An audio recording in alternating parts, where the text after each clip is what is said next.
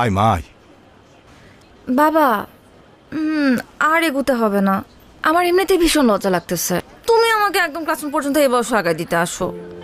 মারে, নতুন জায়গা, তাছাড়া কলেজ জীবনে তোর আজকে প্রথম দিন, এই জন্য আমার ভিতরে কেমন ছটপট ছটপট করতেছে। এই জন্য তো তোকে দিতে আসলাম। আল্লাহর কাছে আমি সবসময় শুকরিয়া আদায় করি, চাকরির সুবাদে আমি এত জায়গায় ট্রান্সফার হয়েছি, তুই কোথাও স্থির হতে পারছিস না।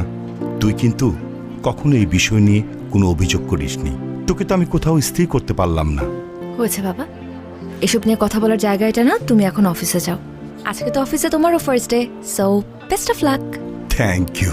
আচ্ছা শোন, আমি যাচ্ছি, তুই কিন্তু সাবধানে বাসায় যাবি। আর যদি কিছু লাগে আমাকে ফোন দিবি। হ্যাঁ জি বাবা। যা যা যা যা যা।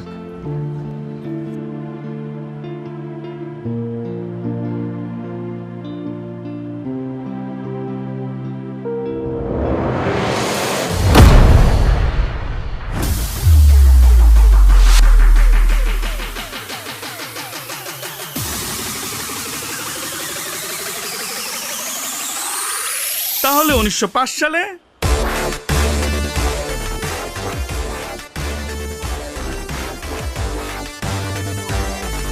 বাবা, আমি আমার একটা পারিবারিক কারণে প্রশ্নপত্রটা ফাঁস করে কিছু টাকা জমা করছিলাম বাবা। বাবা, শিক্ষক হিসেবে আমি খুবই দুর্নীতি করছি বাবা, খুবই নিন্দনীয় কাজ এটা বাবা। ও বাবা, শেষবারের মতো তুমি আমাকে মাফ করে দাও বাবা। আমি কথা দিচ্ছি বাবা, আমি আর জীবনে দুর্নীতি করবো না বাবা। তোরা তিনজন প্রত্যেকটা দিন একজন করে আমার বাগান বাড়িতে যাবি, ঠিক আছে?